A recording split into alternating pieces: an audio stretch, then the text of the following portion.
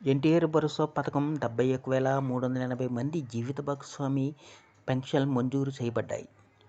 ఈ వీడియోని ఎక్కడా స్కిప్ చేయకుండా చివరి వరకు చూడండి. అలాగే ఈ వీడియో నచ్చితే మీ ఫ్రెండ్స్‌కి, ఫ్యామిలీ మెంబర్స్‌కి షేర్ చేయండి. వాళ్ళకి ఈ ఇన్ఫర్మేషన్ యూజ్ అవ్వచ్చు. అలాగే ఒక చిన్న లైక్ చేసి మా ఛానల్‌ని ఎంకరేజ్ చేయండి. ఇక వివరాల్లోకెళ్తే ఆంధ్రప్రదేశ్‌లోని సంకీర్ణ ప్రభుత్వం ప్రస్తుతం ఎన్టీఆర్ భరోసా పథకం కింద వృద్ధులకి మరియు వికలాంగులకి సామాజిక భద్రత పెన్షన్లను పంపిణీ చేస్తుంది. ఈ కొనసాగుతున్న సొరవలో భాగంగా ప్రభుత్వం ఇప్పుడు జీవిత భాగస్వామి కేటగిరీ కింద కొత్త పెన్షన్లను ఆమోదించింది.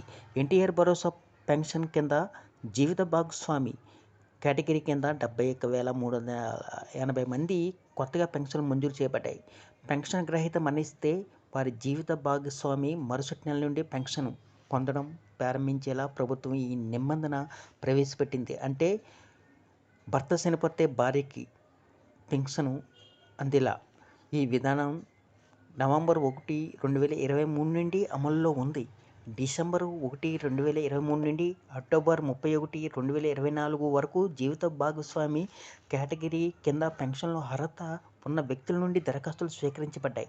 ఈ దరఖాస్తులను పరిశీలించిన తర్వాత 71,000 మంది వ్యక్తులు అర్హులుగా పరిగణించబడ్డారు. కొత్తగా మంజూరు చేయబడిన ఈ లబ్ధిదారుల్లో ప్రతి ఒక్కరూ 4,000 పెన్షన్ లభిస్తుంది. సంకీర్ణ ప్రభుత్వం జూన్ 12 నాటికి 1 సంవత్సరం పూర్తి చేసుకున్నందుకు గుర్తింపుగా ఆ రోజున రాష్ట్రవ్యాప్తంగా ఈ పెన్షన్లను పంపిణీ చేయడం ప్రారంభించాలని నిర్ణయం తీసుకుంది.